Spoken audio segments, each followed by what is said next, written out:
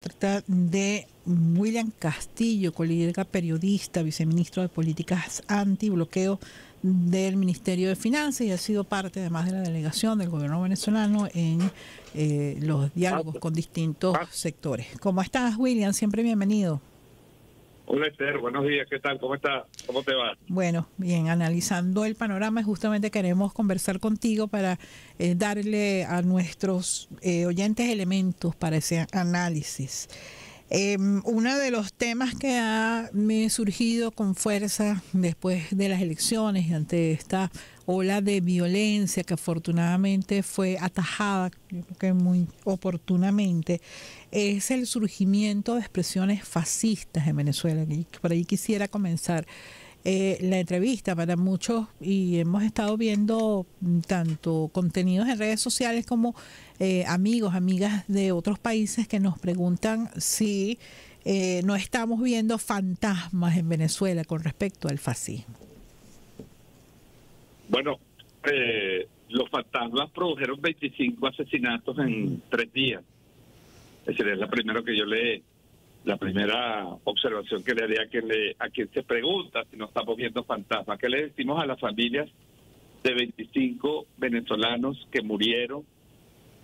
Todos a manos de grupos delincuenciales, todos a manos de grupos violentos, organizados o no, organizados o espontáneos, porque efectivamente, y como las autoridades lo han dicho, como lo ha dicho el fiscal general de la República, que está investigando este caso, hay pruebas ya, hay declaraciones, hay concesiones de parte de estos grupos que fueron pagados y organizados para generar violencia. Y luego hubo gente que se plegó a estas cosas.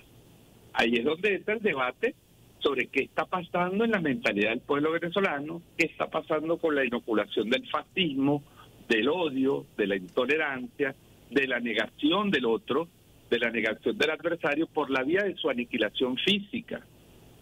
Esto va más allá del debate de las ofensas en las redes sociales, esto va más allá del bullying. Esto ha tenido una dramática expresión después de un proceso electoral absolutamente pacífico en respuesta a un conjunto de operaciones políticas, simbólicas, culturales, tecnológicas que se vienen aplicando en el mundo y que ahora también vemos sus efectos en Venezuela. De tal manera que yo creo que esta pregunta, de verdad que a quien la haga, o sea, le diría, bueno, que reviste pues su enfoque de la realidad. Porque es que no es solo Venezuela, lo estamos viendo en el mundo. El mundo está presenciando hoy un genocidio en vivo y directo. Así es. ¿Y quién se mueve contra eso? Bueno, muchos grupos, por supuesto, muchos ciudadanos comunes están protestando en el mundo, pero los países, las naciones, niños, más de 40.000 personas, las 2/3 partes son niños, niñas, adolescentes y mujeres. Entonces, sí, pero además hay no solamente una doble moral, sino una pérdida de perspectivas importante, ¿no? Porque mientras vemos gente en las redes sociales, yo creo que calificar a todos estos productores de contenidos e influenciadores me parece que es un exceso, pero en todo caso, gente que dice, bueno, pero en Venezuela tienen a niños presos, no sé qué, y tú dices, bueno, mija, pero tú no has visto los miles de niños que han asesinado en Gaza. Y ojo, no estoy diciendo con eso que no deba tenerse atención sobre niños que han sido detenidos en acciones violentas y que están en revisión su situación, como lo han dicho las autoridades en Venezuela. Pero ya vamos a poner en perspectiva las cosas, ¿no? Así es, mira, me pasó en lo personal, lo puedo decir. Una persona que conozco me planteó un caso de unos adolescentes detenidos después de... Y yo lo primero que le pregunté, pero efectivamente estaban en la... Bueno, sí estaban en la provincia. Entonces yo le digo, bueno, mira, si tu hijo, tu familiar, tu amigo, el hijo de tu amigo, el hijo de tu familiar, obviamente no es un delincuente, no es un delincuente, digamos, en los términos que lo conocemos. Pero cuando está participando de un acto, de un delito, es un niño transgresor. Es decir, se convierte mayor de edad se convierte en delincuente. ¿Entiendes? Es decir, hubo gente que espontáneamente salió. La pregunta es, ¿por qué salió gente a quemar hospitales? ¿Por qué salió gente a destruir el transporte público? Si la protesta era electoral, si la protesta era contra un supuesto fraude. ¿Por qué? ¿Qué está pasando allí? No basta con la explicación. Por supuesto, hay una operación política, pero en Venezuela se viene inoculando el odio, se viene naturalizando el odio. Por eso necesitaban a los influencers, porque muchos niños, voy a decir niños, jóvenes, adolescentes, inocentes en el sentido de que no son efectivamente personas que delinquen, son muchachos, bueno, que son rebeldes, como todo muchacho lo tiene que ser a esa edad, son influenciados precisamente por esto. Y no es solo una responsabilidad individual del influencer, es la responsabilidad de una estructura tecnológica, lo que se llama la dictadura de los algoritmos. Eso no lo inventamos nosotros, es un debate mundial. Hay una preocupación mundial por el tema de la soledad. Yo no sé si has tenido oportunidad de verlo, William, y disculpa que te interrumpa. No sé si has tenido oportunidad de ver unos reels que anunció para Instagram esta cadena televisiva alemana, la Deutsche Welle, que dice que, hablando de la situación con la red social X, entonces hace una diferenciación entre lo que se hizo en Brasil, donde la justicia brasileña suspendió la red social X porque se niegan a tener un representante legal en Brasil y se niegan a cumplir con las normativas legales en Brasil. Y Venezuela, porque en Venezuela fue el dictador Maduro el que sacó a X del aire, ¿no? Bueno, estos mismos medios que avalan lo que hace el gobierno de Brasil son los mismos medios que dicen que aquí se cierra la libertad de expresión, de que proveer una red es un despropósito, que, o sea, no importa que un Estado tenga que reaccionar, o sea, parece que no tiene valor que un Estado, cualquier Estado, reaccione ante el daño que se le está produciendo a su población, Si en Alemania lo arreglan o no lo arreglan, ese es su problema. Si el presidente Nicolás Maduro decide aquí de dirigirse a las redes sociales para que tengan en Venezuela una presencia, para que se hagan responsables, para que tengan una sede, que era lo único que se le está pidiendo, vengan aquí y háganse responsables en Venezuela, bajo las leyes venezolanas de lo que ustedes permiten en su plataforma.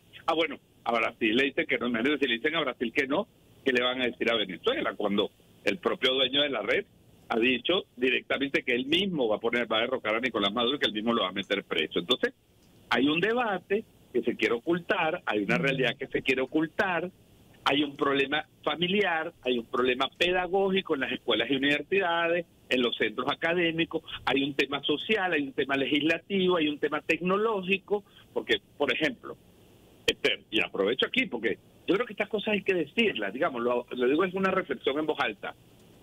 Bueno, Elon Musk es enemigo, ya lo ha dicho, pues declarado de Venezuela, declarado, pero abiertamente.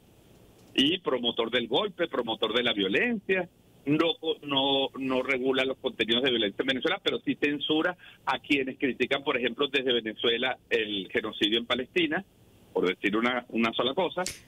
Bueno, pero aquí hay un montón de gente que tiene Starlink del sector público y del sector privado. Tiene Starlink, ¿y sabes cómo lo tienen? Porque se registran en Colombia ilegalmente, porque Starlink no presta servicios en Venezuela. Y aquí hay gente que permite que se traigan esas antenas, hay gente que las compra, hay gente que las paga por internet, se registra con una dirección en Colombia y tiene... Eso no es violación del espectro radioeléctrico, eso no es violación de la soberanía. Hay un debate, por supuesto que es una violación. Digo, todos tenemos responsabilidades, Así es. pero hay que visibilizar este debate en lo cultural, en lo tecnológico, en lo económico, en lo político. Así es, William. Pero el debate yo creo que tiene que ir más allá, igual que las legislaciones. Desde la Asamblea Nacional se ha emprendido una iniciativa para abordar un conjunto de leyes que incluye una ley contra el fascismo, neofascismo y expresiones similares, la revisión, posible reforma de la ley contra los delitos de odio, y otras normativas. Tú, conociendo además tu experiencia, fuiste director de Conatel, conoces la materia de telecomunicaciones. También debería revisarse la ley de responsabilidad social en radio, televisión y medios electrónicos? Yo creo que hay que revisar todas las leyes que tengan que ver con toque directo o indirectamente a estos temas, comenzando por la Ley Orgánica de Telecomunicaciones, que desde el año 2002 fue aprobada por la constituyente. La gente no se acuerda de eso, pero ese proyecto fue elaborado en los años 90 y fue aprobado por la constituyente. Y la Ley Orgánica de Telecomunicaciones, bueno, han pasado 25 años, está absolutamente desfasada. La Ley de Responsabilidad Social en Radio y Televisión está desfasada. La Ley sobre delitos del odio hay que actualizarlo. La Ley sobre presiones del fascismo hay que hacerlo. La reflexión que hago como ciudadano, allá en mi posición política, que bueno, todo el mundo la conoce, es que no basta con las leyes. No, definitivamente no. Y la trampa que podemos caer es creyendo que aprobando una ley se resolvió el problema y que ya una ley, que existe un ministerio que la X o el Ministerio Público o quien la tenga que aplicar o Conatel, entonces yo me quedo en mi casa sin atender lo que está haciendo mi hijo de 8 años, de 10 años, sin atender con quién habla, sin atender los mensajes que recibe, sin conversar con él para que aprenda a ser un usuario responsable de la tecnología, porque aquí no estamos hablando de tecnofobia. Yo digo, ni tecnofobia ni tecnofilia. O sea, ni postración ni amor a la tecnología, ni rechazo a la tecnología. Son realidades. Ahora, la sociedad como toda en su conjunto, el sistema educativo, el sistema cultural, tenemos que reflexionar sobre esto y tenemos que tomar medidas apoyados en leyes. Yo sí estoy de acuerdo. Apoyados en leyes y en leyes rigurosas. Porque este ataque que se está haciendo a los estados, a las leyes, a las instituciones de todo país, son ataques absolutamente planificados y programados. Esto no es solamente, que la tecnología se nos fue de las manos. Entonces creo que hay un problema de fondo, que las leyes van a ayudar, pero si la sociedad como un todo no reacciona, si las familias, si las comunidades, si las comunas, si las instituciones, si las empresas no reaccionamos frente a esto, vamos a tener una sociedad absolutamente anómala, vamos a tener unos jóvenes entre el odio y la soledad y la violencia, y bueno, este problema que está habiendo de la pandemia de suicidios juveniles en el mundo. O sea, hay un conjunto de problemas. Yo creo que es una oportunidad. El presidente ha dicho que él va a convocar a un diálogo nacional, inclusivo con todos los sectores, y yo creo que esto debe ser uno de los puntos de agenda. Ciertamente, y de eso quería también conversar contigo, ese planteamiento del diálogo nacional. Bueno, tú estás ya poniendo sobre la mesa uno de los aspectos que debe ser parte de ese diálogo. Pero, ¿qué otros aspectos consideras importantes? Bueno, creo que en el tema económico ha habido ya algunos avances, anuncios, algunos temas que están también sobre la mesa. El tema, por ejemplo, del ingreso de los trabajadores, lo ha puesto sobre la mesa el presidente, lo han puesto los sectores económicos. Otros temas quizás más técnicos en el área económica, pero ciertamente parte de un diálogo entre los sectores productivos y el gobierno nacional. Además de esos temas, ¿qué otros temas crees, William Castillo, que debe ser parte de la agenda de un diálogo nacional? No, creo que, bueno, las prioridades están muy claras, están definidas tanto en la visión que el presidente presentó durante la campaña electoral, en las 7 transformaciones. Creo que el punto inicial que preocupa sin duda alguna a los venezolanos, el tema económico, es el tema de el nuevo modelo productivo que están haciendo, que hay que cuidarlo, que hay que empujarlo, que hay que protegerlo, las políticas de redistribución derivadas del crecimiento, que el crecimiento se pueda efectivamente transformar en una redistribución progresiva del ingreso para todos los venezolanos, que todos los venezolanos puedan sentir en su vida cotidiana los beneficios de este esfuerzo, que es un esfuerzo nacional, es un esfuerzo del sector público y del sector privado. Lo acabamos de ver con las cifras de crecimiento que acaba de sacar el Banco Central, lo estamos viendo con las cifras de inflación. Cuidar la política cambiaria, proteger entre todos, dejarnos de especular, porque fíjate, después del 28 de julio volvió con el tema del Dollar Today. Así y los comerciantes, o muchos, digo todos, irresponsables también de esos callejeros, y los usuarios que se dejan estafar, entonces vuelven con el tema del Dollar Today. Lo que está logrando la estabilización y que crezcamos con baja inflación es que hay un acuerdo nacional sobre la necesidad de que la economía es prioridad y que la economía nos afecta a todos. La economía no es un tema del gobierno, la economía no es un tema de las empresas, la economía es un tema de los ciudadanos. Si nosotros no asumimos eso, nunca como país vamos a estabilizar la economía. Pero la economía va bien, la economía está creciendo. Hay extraordinarias oportunidades de desarrollo a través de los BRICS, de aumentar las exportaciones. Es decir, este movimiento nacional hacia la economía, hacia el modelo sustentable, productivo, inclusivo, redistributivo y de justicia social, yo creo que es un consenso inevitable. Hemos hablado de este tema cultural, pues ya lo hemos tocado, y creo que hay desafíos también en el plano internacional, la nueva geopolítica, las transformaciones que se están viviendo en el mundo. Venezuela necesita prepararse para el mundo pluripolar que están haciendo. Necesitamos formar, actualizar los currículos de las universidades, formar jóvenes en idiomas, en negociaciones, en comercio internacional. Es decir, nosotros tenemos que abocarnos al mundo de oportunidades que están haciendo, el desarrollo de la ciencia y tecnología, donde hay un programa maravilloso. Lo extraordinario de esta idea del diálogo es que el diálogo, el presidente está diciendo, vamos a dialogar, pero ya se está aplicando.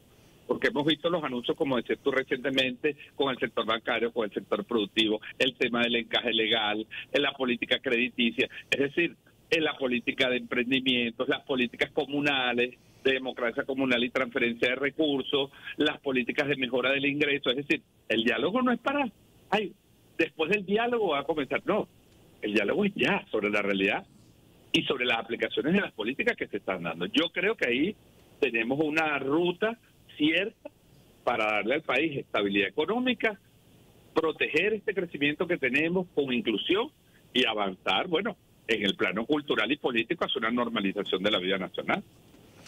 Yo siempre te agradezco que nos des la oportunidad de conversar contigo, William, y siempre bienvenido. Gracias, Esther, muchas gracias. Un saludo a los usuarios y a toda la gente de la radio. Era William Castillo, mi colega periodista, además viceministro de Políticas Antibloqueo del Ministerio de Finanzas. Y además ha sido parte de la delegación del gobierno venezolano en las distintas iniciativas de diálogo en México, en Barbados, en varias instancias. Es la hora de hacer nuestra primera pausa. Ya volvemos con ustedes.